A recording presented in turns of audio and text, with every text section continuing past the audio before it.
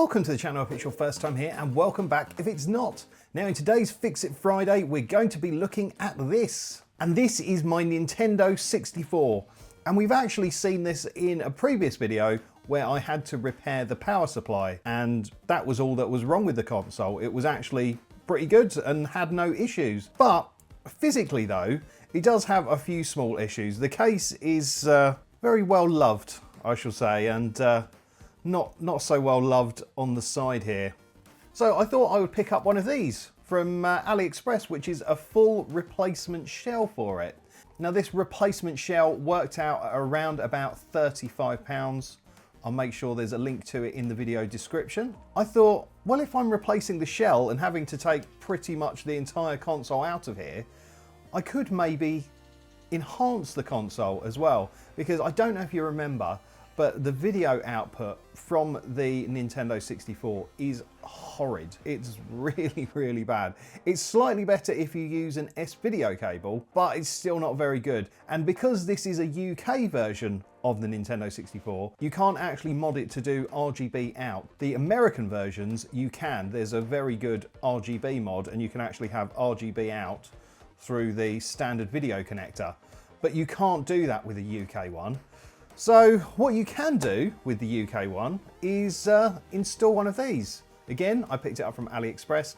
It costs me around about £40, and this is an HDMI mod. So that means that we'll be able to add an HDMI port, I think it's a mini HDMI port, onto our board, and it will sort of stick out there. And as well as keeping the original video output, which is bobbins, we'll also get a nice crisp HDMI output. Now, if you want to pick up the replacement case or the HDMI mod, or indeed anything from AliExpress, you can do so. And what I'll do is I'll put some codes up on the screen in between my hands that you can use to get some money off your next order.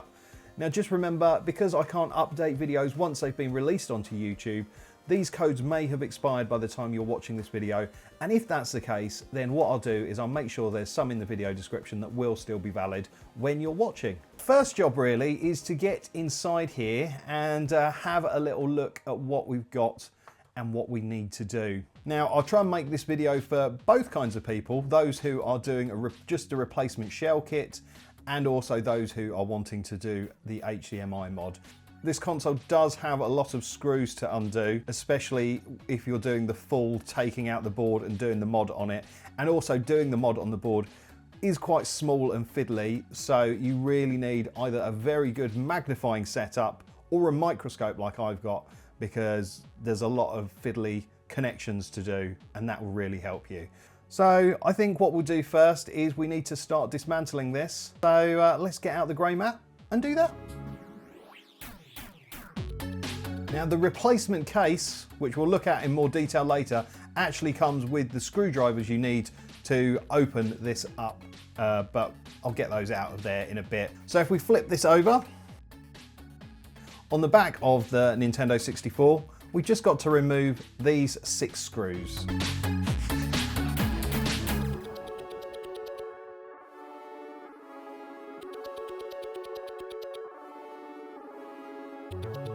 Now, before we take the top off this, we need to take out our jumper pack or memory expansion card.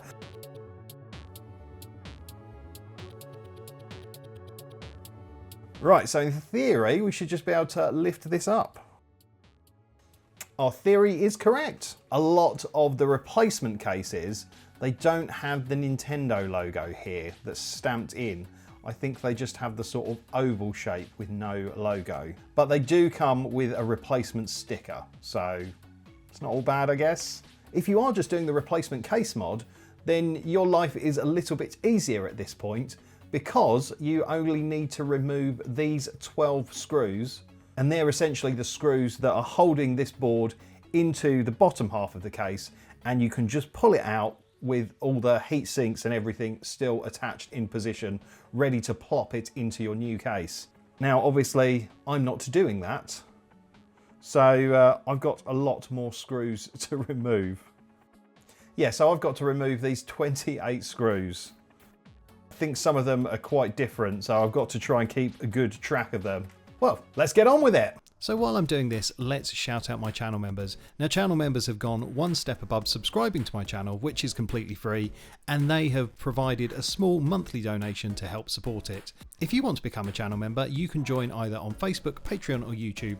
There's a QR code in the corner which you can scan, or a link in the description that you can visit and you can sign up. So at time of editing, our channel members are the Kip Fans, who are Matt Lovelace, JLC Electrical, For the Burbs, Wayne Cornish, Scott Made a Thing, Michael Wood, Draco MacGyver, Rebecca, Tom Wood, Abigail, Giggsy80, Sonic Elliott, Capel One, Christian and Francesco De Mer.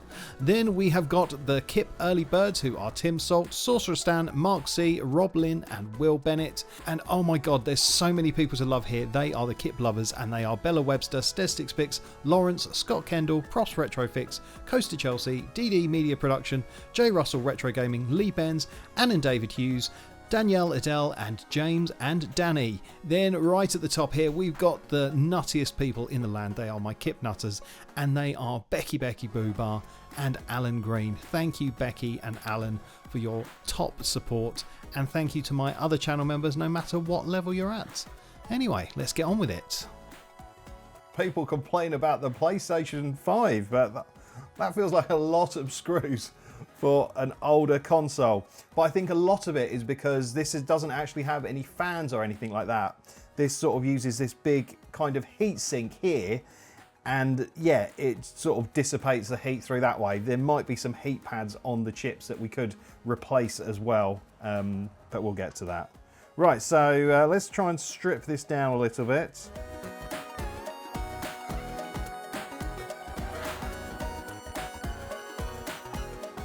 And yeah, these are our chips with the big sort of heat sinks on, and yeah, there's a lot of dusty schmoo in there. I'll probably take this outside and give it a blast with the air duster before doing too much more. And there's our base of the case. It's not too horrendous, to be honest with you. Actually looks okay, really. But yeah, let's get these heat sinks off so I can give the board a proper clean and inspection. Okay, well, I'm going to go and blow off all the schmoo.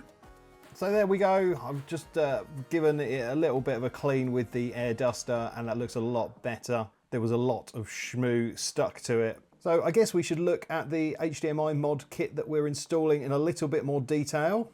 And there it is. This is what it comes with. So we've essentially got our board here, which goes into our Nintendo 64 case. And we also get a selection of these little thin wires, and also this flex cable. Now this has got to be one of the most fiddliest flex cables I've ever seen or had to work on, and it's got these teeny tiny connectors here that we've got to connect to one of the chips. And so yeah, this is definitely a microscope job. And then the other end of the ribbon cable goes into the board I just showed you. But it's also got these two little arms on the ribbon cable that go off to different points on the board.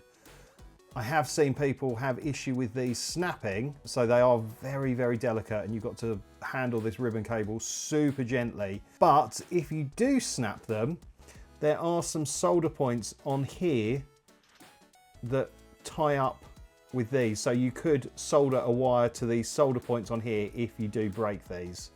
And the reason why you've got these wires is you can also solder these little wires directly onto the chip and then solder them onto the board here. So you don't necessarily need to use this tiny flex, but either way, there's a lot of small soldering to do. Okay, well, I guess what we should do maybe now is to get under the microscope and see just how tiny things are. So now we're looking at our main board, and this is the chip that our ribbon cable has got to go onto. So it's the RCP NUS. Like I said, if you don't want to install the ribbon cable directly onto the feet of these pins, you can solder the wires off this chip here, which is the DENC NUS. But we are going to be installing the ribbon cable. Now it looks like it says 25 upside down and 9 right way up. It is actually 25 and 6. And this is telling you where you need to start the soldering and indeed end the soldering. So you need to start the soldering at pin number 6 here. Now on mine it's got that little white spot leading to it, so that makes it a little bit easier to see. But essentially we need to sort of solder from pin 6 up to pin 25, a little something like that. Yeah, it's a bit fiddly. I think what I'm going to do is I'm going to get a couple of the pins soldered down and sort of in position and held down, and then once I've done that I can maybe put a bit of Kapton tape to kind of hold it in position. But yeah, this location of the D-Enc NUS is a little bit fiddly. But I think what I will do is I'm just going to go along the pins here and put some leaded solder onto it, because I believe this will be unleaded solder. Now unleaded solder needs to be at a higher temperature generally to melt, and leaded solder needs a slightly lower temperature. Now because we're going to be soldering a ribbon cable, you don't want lots of heat really, because obviously these are designed for heat, but they don't like too much heat for too long a period. So yeah, I think if we make life easier, hopefully, by having some nice leaded solder on there, that will reduce the melting point, and we can hopefully get the ribbon cable on without much incident. So essentially, we need to be reflowing from here to here.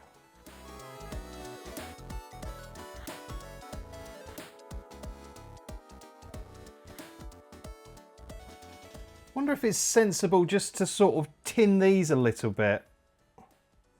Might do that. Yeah, I think that might help, maybe. I think once we've got it sort of in position, maybe if I work from end to end, soldering a tip at a time, just so we're not putting all the heat in one place and it's sort of just coming undone constantly. That's sort of roughly in position. Right, let's flux it up. If you've seen this bit of the video, let me know that I've fluxed it up.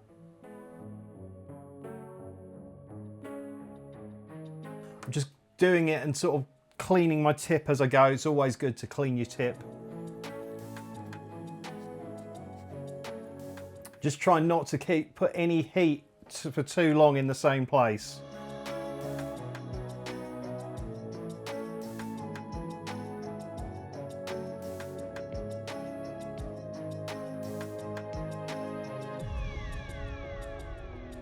It's all right, actually. I'm pretty pleased with how that's looking. I know it looks a bit messy and splodgy in places. We'll give it a clean in a mo and see how it's looking.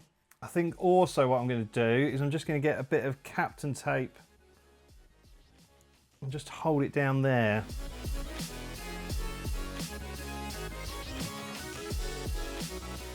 So I think what I'm going to do now, I'll do it off camera because it's going to take a little while, but essentially I'm going to test all the connections from the top of the pins here to where they go on this ribbon cable, essentially. So number 6, if we follow that, that will go to the edge of that component there.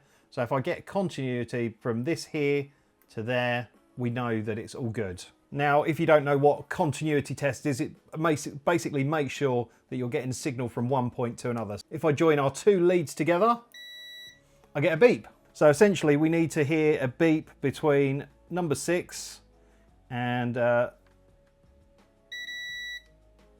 we go. We get continuity. But also we don't want continuity between the pads that are next to each other. So there's no continuity there, so I haven't bridged anything, which is good. But yeah, essentially I need to go from pin 6 up to pin 25 and make sure there's nothing bridged and make sure all of these connections are solid. Sorry, Stez. So yeah, I'll do that off camera because it's going to take ages and it's a little bit boring to watch, I'll be completely honest with you. So yeah, back in a sec. Okay, well, I think everything is all right. I did find that there was a point where it wasn't soldered down properly, and I added some more solder to fix it, and I ended up bridging some pins and had to clean it all up. It was a bit of a mess, but I think we're good. So I've added a little bit of Kapton tape here just to hold it on, and yeah, we've got the bit there. So now we've got to do the two sort of fly leads that come off the ribbon. So our 5-volt guy here has got to sort of be looped round and connect onto the 5-volt guy that is there. And then we've got this con guy here, and that's got to go to this pin on this chip here. Now this chip is actually the one that powers all the controllers and inputs and stuff. So essentially this allows us to tap into the controller signal to control the mod, because it's got a menu and you can set some options. So what I think I'll do is I'll put some fresh solder onto both of those points that we've got to tap off onto, and then attach the ribbon cable to both of them. So let's do that.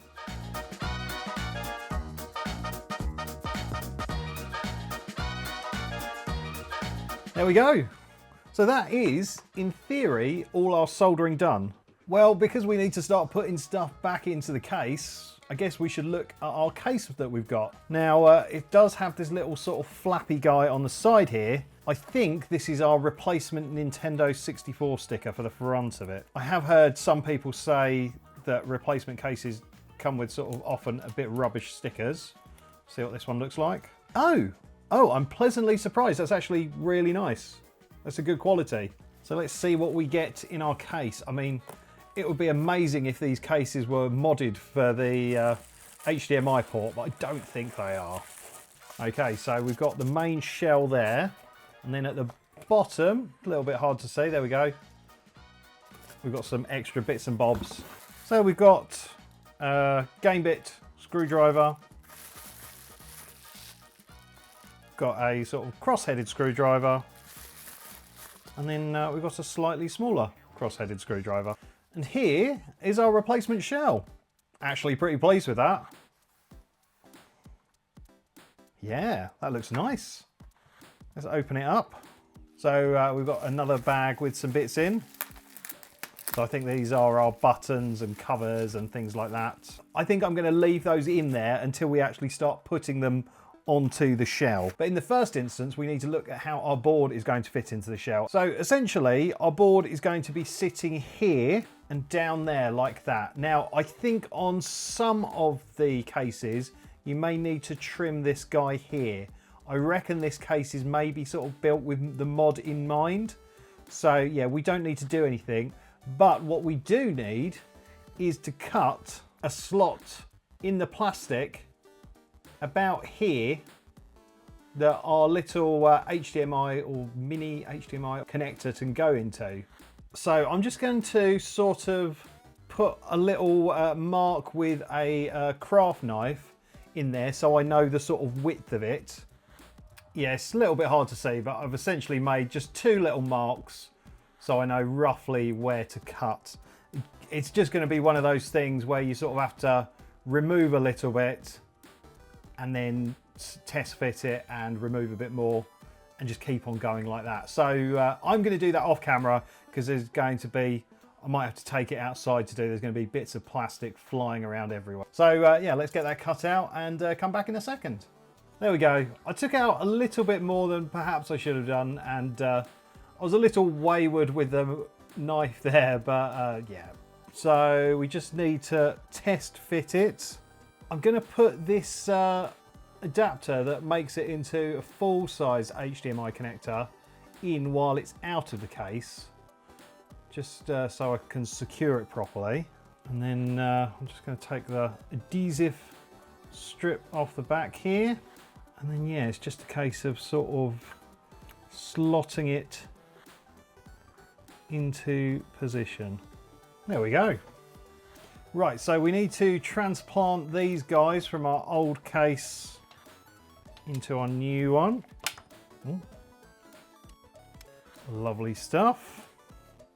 We should have a replacement light tunnel, and that sort of goes with the oval edge there through into our hole. There we go.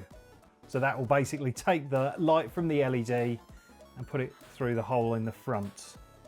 So now we've just got to put our sort of metallic shielding plate in position. So that goes something like that. And essentially it's kind of on top of our new board. And then we get our old board, and we should just sort of be able to slot this down in position. Nice. Excellent. So now it's a case of putting our new ribbon cable into the connector over here. So you sort of have to flip the cable around so this kind of brown bit is facing upwards. Need to make sure the grey tab on the connector is up. And you just got to kind of put it into the connector as straight as possible.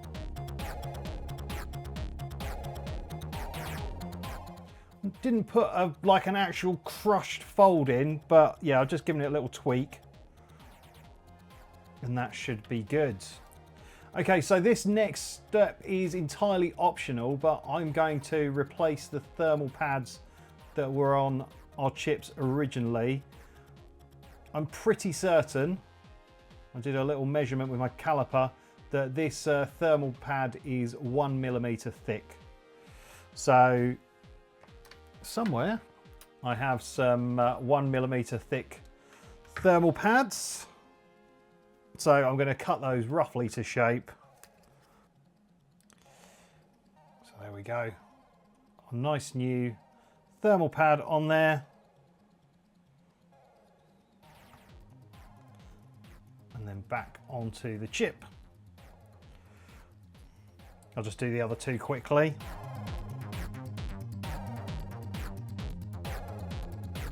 Now with the heat sinks in position and everything plumbed in roughly as it should be, probably now would be an awesome time to test this. But I'm an annoying tech YouTuber.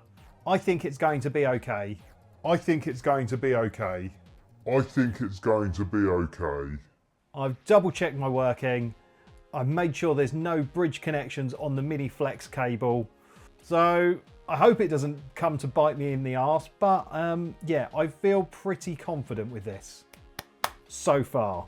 Start getting this side of the case back together properly. So to do that, we need to put our cover for a port back in position.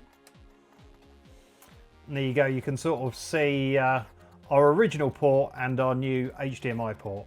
So we now need to put our heat shield back on. I think I'm just going to put a bit of Captain tape on the edge here, just to give it a tiny bit more mechanical protection. I'm not going to go too crazy tightening this down as tight as it will go. I'll just put a little bit of tape there. That will protect it slightly against the sharp edges.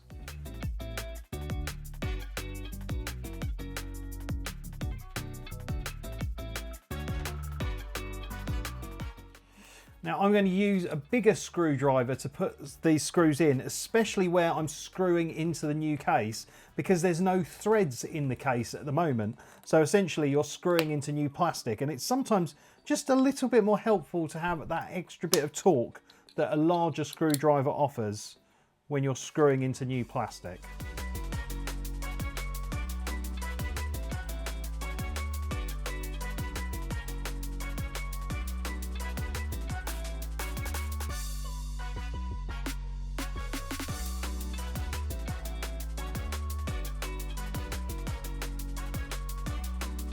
So many screws, it's so annoying. Only thing left to do really is just to put the feet on. Well, on this side of the case anyway.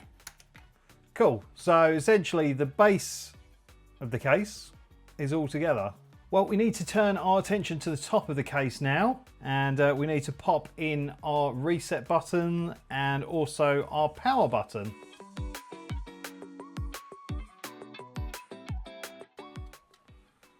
Amazing. So yeah, you can sort of see the difference there in the casing. Now obviously this is sort of like a fully black version. Now we do need to harvest the springs for the flap from our original case. Okay, so that's the bottom flap with our little curved guy on. So spring swapped over, and then got the top flap, which is sort of rectangular shaped. I mean, I might actually just use this guy for our replacement case. Because the replacement case doesn't actually come with a piece like this. It just comes with these side pieces that keep the springs in place. So yeah, let's put the flaps in. And hopefully, oh yeah, fits in there all right. Might as well keep some original parts where possible. The extra torque that the bigger screwdriver gives you is really helpful for getting the screws down into these new holes that haven't been screwed before. Now these cases come in a range of different colours. I've gone for the black option, but you can get some cool coloured ones and also transparent ones as well.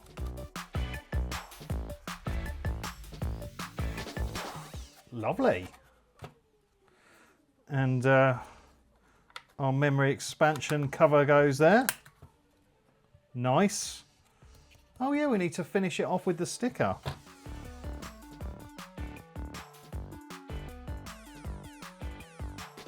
Nice. Actually, let's do the two side by side. Yeah, I mean, it looks way better than our sort of sad faded one that we've got on here. And it's got the nice kind of curve to it as well. It's not just a flat sticker. I like it. Have forgotten just one thing. The expansion slot cover. Nice.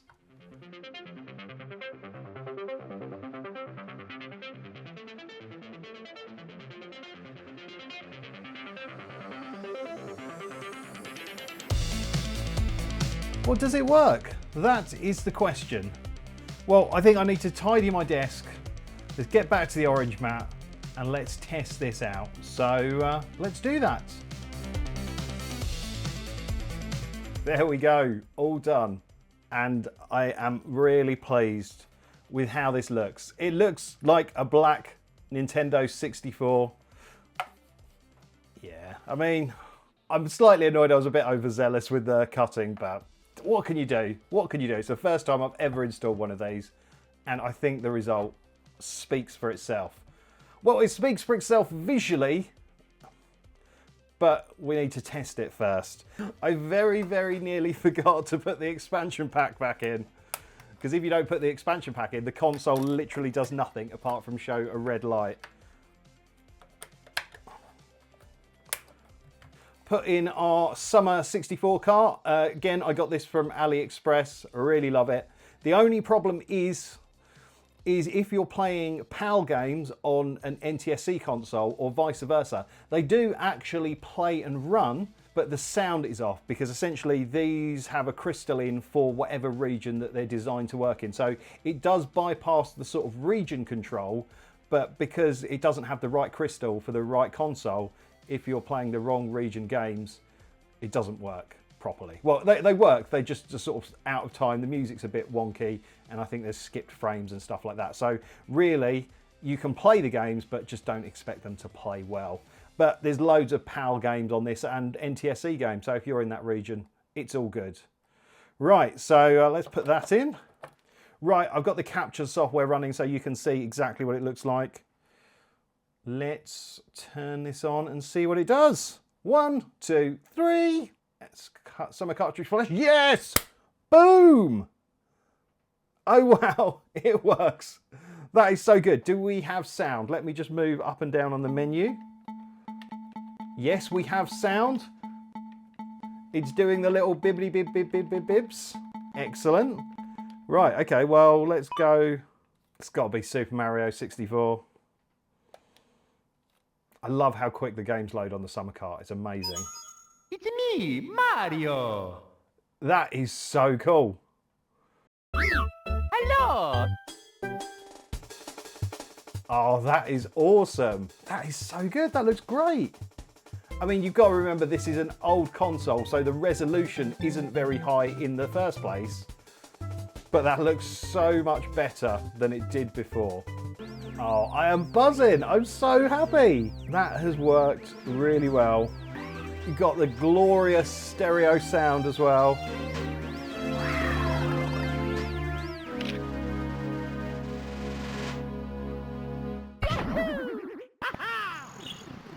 What I'll do now is I will compare between how it used to look and sound versus how it looks and sound now on a couple of well-known games. I'll just let the demos run and you can see, for example.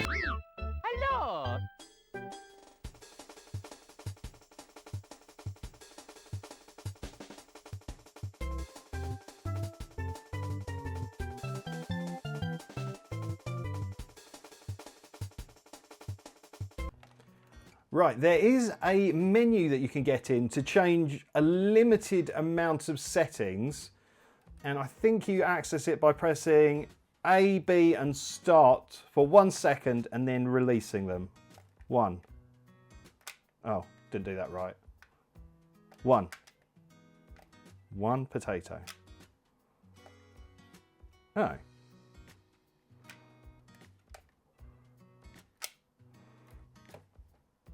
Did the little ribbon that we had to put to the chip come away when I put it back together? It's possible. Actually, while I'm thinking about it, there are a few shortfalls with this kit. You can't access the menu if you're using a third-party controller. It doesn't like it. But I'm not using a third-party controller. So, yeah, I reckon we've got a loose connection there. And also, I don't find this one so annoying, but I know there will be purists who will. Unfortunately, it gives you glorious stereo sound like I mentioned, but the channels, they're flipped around. So left becomes right, right becomes left, which is a bit annoying. Now, I guess my thought is you're not going to be playing like full-on games like Call of Duty where you need to hear the footsteps to get, you know, an idea of where the players are. So it's not the end of the world. Those are two shortcomings with this particular kit, but it is one of the cheapest out there. See, this is where I'm regretting doing the YouTuber thing of not fully testing it before I put it back together. So yeah, obviously I need to dismantle this now to check that connector. I don't actually think the menu gives you much better options. I think you can change the contrast slightly. You can change the colors so you can make it look like a Game Boy for some reason. And I think you can change the aspect ratio so you can have it stretched to 16:9. You can have it display at the original resolution, and I think you can have it play at a sort of 4:3. I guess what I will do now is dismantle this off camera and see what's going on, if anything, and try and fix it. I reopened the Nintendo 64 and checked the continuity between the chip and the ribbon cable, and it tested absolutely fine. I checked for bridges as well, no bridges whatsoever. And I checked through the resistor pack to the end of the ribbon cable. Again, absolutely no problems with the continuity. So to make sure there wasn't some kind of fault with the ribbon cable that was just intermittent, I decided to run a wire from the leg of the chip directly onto the mod board. And guess what? I tried it again and it still wasn't working. So if the installation is fine, that made me wonder about the controller. So I downloaded a controller test ROM and put it onto my summer cart. I went through testing all the buttons. It was only when I got to the left shoulder button that I realised that it was actually stuck on. All the other buttons and controls were working perfectly, but there's an issue with the left shoulder button. It is on constantly. And if I show you the controller, that's the right one. Left one doesn't feel right. So we found our problem. The mod in this is absolutely fine. It's just my controller's the problem. This is kit from the future here with a working controller, and I just thought I'd quickly show you how the menu works on this. There's really not much to see, but yeah, I'll just quickly show you what you can do with the menu. So if we press and hold our start A and B, we go into the menu, and then we can move up and down in the menu using our C up and down buttons. And we've got two video modes. We've got standard and we've got dynamic. Not masses of difference to either of them. Then we go down to color mode. There's pointless colors for literally no reason. And then aspect ratio, we've got three settings. We've got one, which seems to have sort of no scaling whatsoever. And then we've got aspect ratio number 2. And then we've got aspect ratio number 3. There's not much difference between them really. Yeah, that's the menu. So there you go, back to Kip in the past with a broken controller, finishing off the video. But getting back to the mod and the replacement shell, do you know what? I couldn't be happier. The image quality out of the mod is really good. It's definitely not going to be the best. There are a lot more expensive mods out there that have more options and you can get proper nerdy with the settings on them. And the shell is so nice. It's really, really good. It's a great quality. It feels and looks very much like the original. I've had to screw this together and unscrew this several times, and I've not had any issues with pillars breaking off or anything like that. And so I'm left with a thoroughly nice looking Nintendo 64 with a nice modern HDMI output at a price which I think is actually pretty reasonable. But yeah, I've actually quite enjoyed this. The mod was a little fiddly, but I learned some new skills and it's always good to practice new things and learn. But yeah, I don't think I've got anything else to say, so thank you so much for watching. Don't forget to like and subscribe, but for now, it's game over.